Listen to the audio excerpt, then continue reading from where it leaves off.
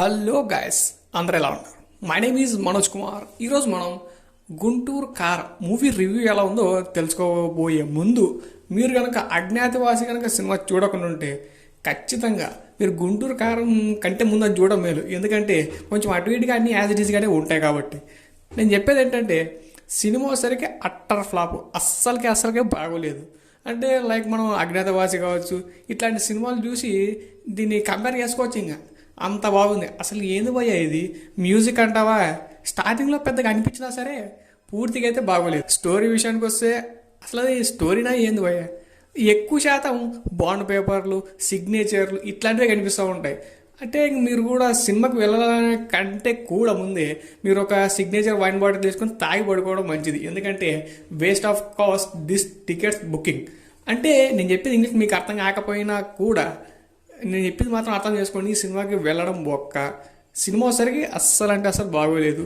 Music విషయంలో చూసుకుంటే starting ఏదో కొట్టినట్టు తప్పిస్తే మిగిలినవన్నీ కూడా డీజే సాంగ్స్ అన్ని కలిపి దీంట్లో కొట్టిపోయినాడు. మనం వచ్చేసరికి మనం ఏదో ఎక్స్పెక్ట్ చేసాం. అసలు మనం సినిమా వచ్చేసరికి ఎక్కువ శాతం మనం ఏం చూసి వెళ్తున్నాం, గుంటూరు కారానికి చూసుకుంటే కనుక స్టార్టింగే ఇంకా మొత్తానికి ఓవర్ పర్ఫార్మెన్స్ అనేది అర్థం అవుతుంది. అయినా సరే మనం వెళ్ళాలి అనుకుంటాం. ఎందుకంటే యాజ్ ఏ మహేష్ బాబు ఫ్యాన్గా అందరు వెళ్ళాలనుకుంటారు.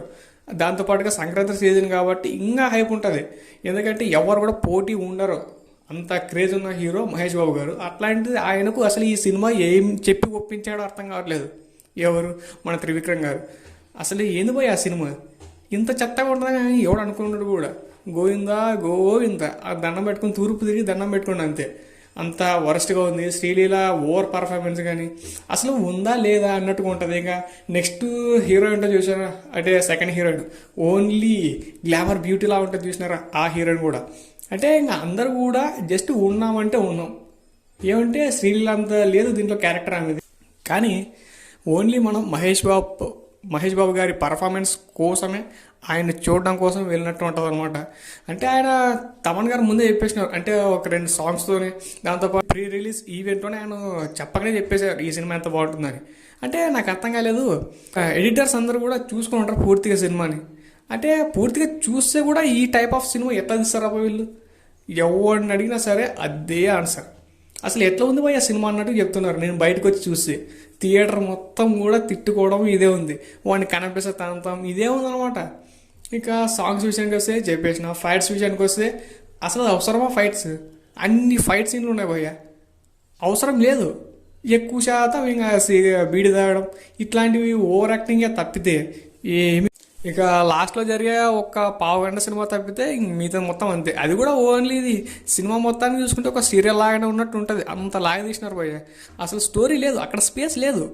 నేను క్రియేట్ చేసుకున్నా అన్నట్టు ఉంటుంది అనమాట. అంటే మాటలు మాయంత్రికుడు కదా అని కరెక్టే, కానీ ఆ ప్రజెన్స్ ఇక్కడ కనిపించలేదు భయ్య. ఒకప్పుడు ఏ విధంగా సినిమా తీసేవాడు, ఇప్పుడు ఏ విధంగా సినిమాలు తీసినాడో ఒకసారి మీరే ఆలోచించండి. కానీ ఈ సినిమా చూడక ముందు కంటే రివ్యూ తీసిన వాళ్ళు ఉంటారు చూసినారా, అట్లాంటి రివ్యూస్ మాత్రం ఈ విషయంలో ఈ సినిమాలో 100% కరెక్టే. అంత చెత్తగా ఉంది సినిమా.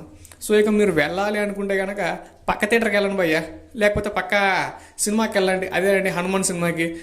మీకు అర్థం అవుద్ది సినిమా ఎంత బాగుంది, అస్సలు బాగలేదా మీరే చెప్పండి. చూసి వచ్చిన తర్వాత నాకు కామెంట్స్ చేయండి. Thanks for watching. జై